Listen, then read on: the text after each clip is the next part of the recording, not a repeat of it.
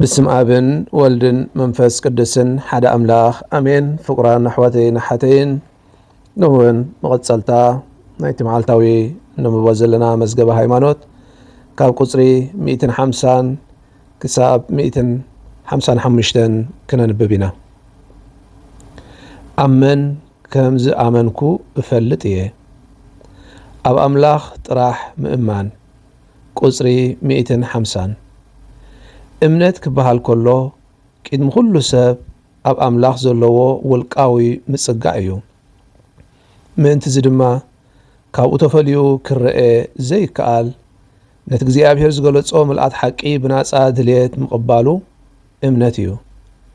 ኣብ ኣምላኽ ዝግበር ውልቃዊ ምጽጋዕ ከምኡውን ንሓቅታቱ ደሊኻ ምቕባል ስለ ዘስምዕ ናይ ክርስቲያን እምነት ካብቲ ኣብ ልዕሊ ሰባት ዝህልወና እምነት ኣዝዩ ዝተፈልየ እዩ። ርእስኻ ብኹለንትናኡ ናብ ኣምላኽ መውዳቑ ብምዕቃቡ ከምኡውን ነቲ ንሱ ዝብለካ ከይተጠራጠርካ ምቕባሉ ቅኑዕን ርቱዕን እዩ። ከምዚ ዓይነቱ እምነት ኣብ ልዕሊ ፍጡር ምግባር ግን ረብሓ ዘይርከቦን ፈጺሙ እውን ጉጉይ እዩ።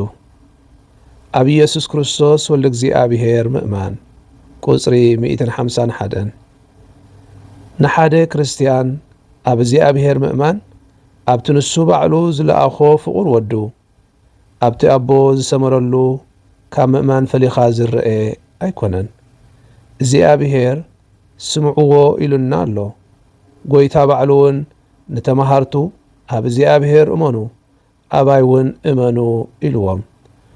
ንሱ ንባዕሉ ኣምላኽ ስጋ ዝለበሰ ቃል ኣምላኽ ስለ ዝኾነ ኣብ ኢየሱስ ክርስቶስ ክንኣምን ንኽእል ኢና።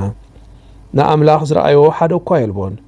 እንተኾነ እቲ ኣብ ሕቑፊ ኣቦ ዘሎ እቲ በይኑ ውሉድ ዝኾነ ንኣምላኽ ገለጾ።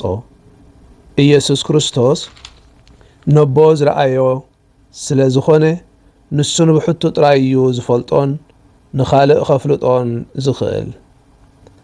ኣብ መንፈስ ቅዱስ ምእማን ኣብቲ ቅዱስ መንፈሱ ሱታፌ ከይሃለዎ ኣብ ኢየሱስ ክርስቶስ ከኣምን ዝኽእል የልቦን። ኢየሱስ መን ምዃኑ ንሰባት ዝገልጸሎም ከዓ መንፈስ ቅዱስ እዩ። መንፈስ ኣምላኽ እምበኣር ነቲ ኣብ ኣምላኽ ዘሎ ሓደ እኳ ዝፈልጦ ስለ ዘየልቦ ንመዓሙቕ ኣምላኹን ከይተረፈ ንኹሉ ብዝምርምር መንፈስ ቅዱስ እንተዘይኮይኑ ኢየሱስ ጐይታ ክብል ዝኽእል የለን። ኣምላኽ ጥራሕ እዩ ንኣምላኽ ብመልኣት ክፈልጦ ዝኽእል። ኣምላኽ ስለ ዝኾነ ከዓ ንሕና መንፈስ ቅዱስ ንኣምን። ኣብዚ ሓደ ኣምላኽ ኣብ ወልድ መንፈስ ቅዱስ ዘለዋ እምነት እንካብ ምግላጽ ቤተ ክርስቲያን ፈጺማ ኣይከተቋርጽን እያ። ዓይነተኛ ባሕርያት እምነት ጸጋ እያ። ቁጽሪ 153 ኢየሱስ እቲ ቅቡእ ወድቲ ሕያው ኣምላኽ ምዃኑ ቅዱስ ጴጥሮስ ምስ ተኣመነ እዚ ግልጸት እዚ ካብቲ ኣብ ሰማይ ዘሎ ኣቦይ እንተዘይኮይኑ ካብ ስጋን ደምን ኣይመጸካን ክብል ብኡብኡ ኢየሱስ ብወግዒ ኣወጀሉ።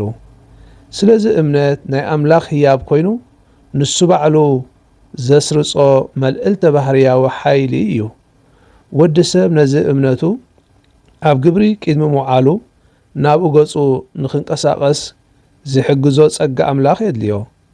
ንልቢ ኣንቀሳቒሱ ናብ እግዚኣብሔር ዝመልሶ ንዓይንቲ ልቦናኡ ከፊቱ ሓቂ ንምቕባልን ንምእማንን ዘኽእሎ ናይ መንፈስ ቅዱስ ውሽጣዊ ሓገዝ ይደሊ። እምነት ሰብኣዊ ተግባር እያ። ቁጽሪ 154 ግብረ እምነት ዝፍጽም ብጸጋን በቲ ናይ መንፈስ ቅዱስ ውሽጣዊ ሓገዝን ጥራሕ እዩ ግና ከዓ እምነት ውፁእ ሰብኣዊ ተግባር ምዃኑ ኣንኢስካ ዝርአ ሓቂ ኣይኮነን።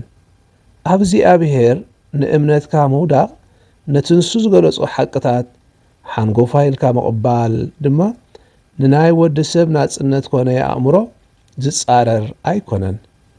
ኣብ ሰብኣዊ ርክባት እውን እንተኾነ ካልኦት ሰባት ብዛዕባ ርእሶም ኮነ መደባቶም እንክነግሩና ምእማኖም ንኽብርና ዝትንክፍ ኣይኮነን። ወይ ከዓ ንኣብነት ሰብኣይን ሰበይትን ክዳንን ክኣትዉ ኣብ ሓድሕዶም ሕቡርን ስሙርን ህይወት ክነብሩ ንዝመሓሓልዎ ምእማን ተጻይ ክብሪ ሰብ ኣይኮነን።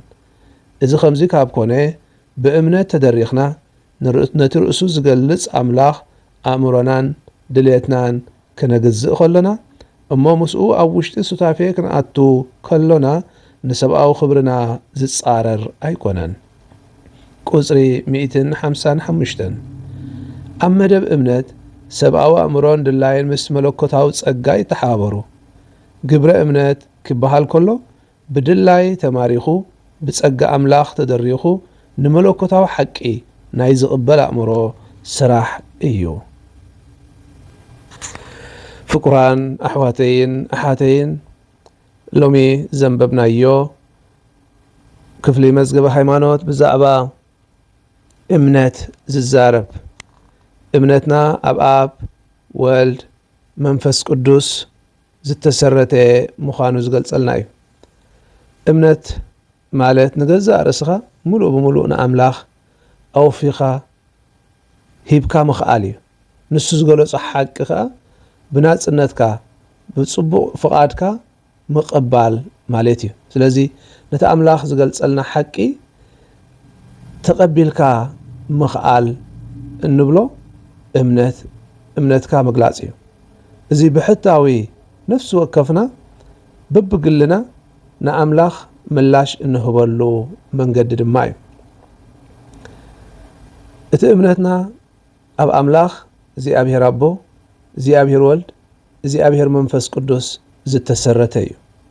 ከመይ ንኣምላኽ ምእማን ካብቲ ኣብ ወዱ ኢየሱስ ክርስቶስን ኣብ መንፈስ ቅዱስን ዘሎ እምነት ፈሊኻ ክረአ ዝኽእል ኣይኮነን። ምክንያቱ ክርስትናና ኣብ ወልድ መንፈስ ቅዱስ ሓደ ኣምላኽ ብሓድነቶም ማዕርነቶም ተኣሚኑ ዝኸይድ እዩ። ብዘይ መንፈስ ቅዱስ ወይ ድማ ብዘይ ናይ ሓገዝ መንፈስ ቅዱስ ከዓ ነቲ ብርሃን እምነትና ብሓይልና ጥራሕ ክንርድኦ ክንበጽሖ ኣይንኽእልና። ናይ ቅዱስ ሐዋርያ ጴጥሮስ ኣብነት ሂብና ጸኒሑ ንስኻ ወዲ ሕያው ኣምላኽ ኢኻ ኢሉ ምስ መስከረ እዚ ስጋ እንደምን ዘይጥራይ ዘይኮነሲ መንፈስ ቅዱስ ስለ ዝገለጸልካ እዩ፣ ሕያብ መንፈስ ቅዱስ እዩ እናበለ ይዛረቡ። ስለዚ እምነትና እውን ብመንፈስ ቅዱስ ተሰኒዩ ብኡ በሪሁ ነቲ ሓቀኛ ንኽርዳእ ዝሕግዘና እዩ። ስለዚ እቲ መለኮታዊ ውህበት ጸጋ እምነት ካብ ኣምላኽ ዝወሃበና ጸጋ ምዃኑ የርኢ። ምክንያቱ መንፈስ ቅዱስ ኣብ ውሽጥና ኮይኑ ከብረሃልና ከሎ እዛ ጸጋ እዚኣ ነቲ እምነትና ብዝግባእ ንኽርዳእ ትገብረና። ስለዚ ናይ መንፈስ ቅዱስ ጸጋ ህያብ እዩ። ሰብ ክኣምን እንተኮይኑ መንፈስ ቅዱስ ንልቡ ክትንክፎን ንኣእምሩ ክኸፍተሉን የድሊ። በኣር ነፍሲ ወከፍና እምነትና ዓቢ ብዝግባእ ምእማንና ክንቅጽል እንተኮይንና ብርሃን መንፈስ ቅዱስን ምትንካፍ መንፈስ ቅዱስን ህላዊ መንፈስ ቅዱስን ኣብ ውሽጥና የድልየና ማለት እዩ። እቲ ናይ ሰብ ናጽነት ብናጽነቱ ዝወስዶ ስጉምቲ እምበኣር እቲ እምነት ውህበት ኣምላኽ እዩ እኳ እንተበልና ሰብ ከዓ ብናጽነቱ ብምስትውዓልን ዝወስዶ ስጉምቲ እዩ። ምክንያቱ ኣምላኽ ናጻ ህያብ ሂቡና ኣሎ።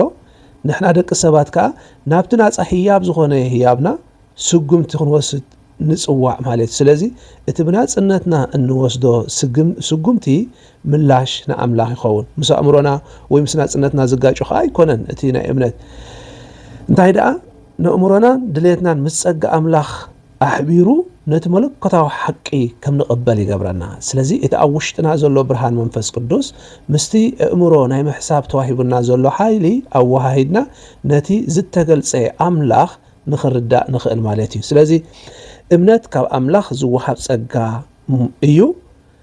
ንሕና ድማ ብምሉእ ልብና ኣእምሮና ብናጽነት ክንቅበሎ ዝግባአና መለኮታዊ ህያብ ከም ዘሎና ክርዳእ ዝዕድም እዩ። ናይ ሎሚ ንባብና ባር እግዚኣብሔር ብጸጉኡ ኣብ እምነትና በርቲዕና ጸኒዕና ንጓዓዝ ዘሎ ሓይሊ ይዓድለና። ንኹላኹም ኣብ ዘለኹሞ እግዚኣብሔር ይባረኽኩም። ስብሃት ንኣብን ንወልድን ንመንፈስ ቅዱስን ይኹን ጥንቲ ከም ዝነበረ ሕጂ ከዓ ንወትሩ ንዘለዓለም ዓለም ኣሜን። በስመ አብ ወወልድ መንፈስ ቅዱስ ሓደ ኣምላኽ ኣሜን።